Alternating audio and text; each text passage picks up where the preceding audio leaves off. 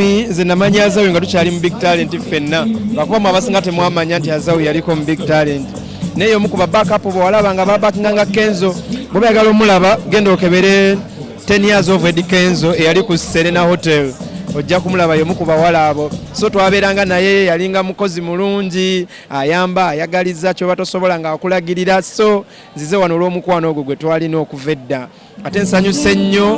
okusanga abantu nga nabo bazze mu bungi nnyo mwana kyakabi nnyo mwe bali kuwagira talents empya yaman gavumenti erina obunafu nga yo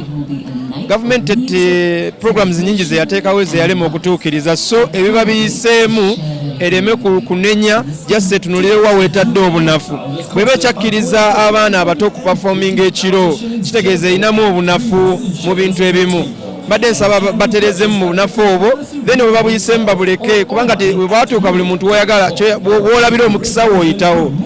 ekyokwambala obubi omuyimbi omukyala bw'abazze mu show nkakasa nti babazze okuyimbira bonna baba bantu bakulu era babazze kulaba muyimbi oyo sikirabamu bubi wabula yebeera style ebeerako nammwe gye mbamuzze okulaba nti yeeyo obubaka bwensooka okuweera ddala abayimbi nti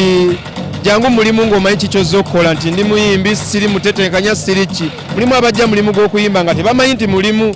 oba okitegeera n'ekirala gavumenti bwe mba musazeewo nti mugenda leeta amateeka bwe gati agayamba music bambi mukituukirize nze kyenwalira kiri kimu gavumenti keera ku makyo gambe nti 90% njagala Ugandan music ku media houses zonna oba Ugandan content n'osanga TVs ezimu mwana sabe gavumenti etuyambe bino programu mpanvu naye tusabe busabi mukama atuyambe twebereremu namwe mwebereremu baganda bange nga New York abalabya aba ABS bamu tusubireyo katya kapya nino limbo pya walita don't comment lujja then nyina ne EP era mbakakasa EP yange genda kubeera yakabye EP yange esoose mu bulamu bwange era nsaba mugiwage era mukyagale kuba eriko music omulungi abulirira abavubuka ddala ababoda bakyali bange mbagala nnyo kuba nze ambasada waabwe n'abavubuka mwenna abava mu ghetto nkakasa mugenda nnyumirwa nnyo EP yange eno akatalekeka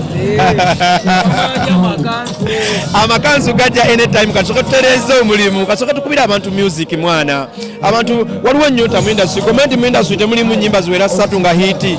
tubamu n'olimba lumu tetubaisaawo ate emyezi tufunayo olimba lwa lumu twala tubeerewo n'ennyimba nga nnyingi industry eddemu ebbugumu kyovulaba abayimbi ababadde bakaddiye nga tebalinawo nnyimba ate nsokomawo nga muganda ge bayita kireva gye saazi nalinawo olimba kyansanyusiza nnyo kireva gye okuddamu okuleetawo ekipya so nsaba ebbugumu ero lidde naffe kanzu tujja zambala mwana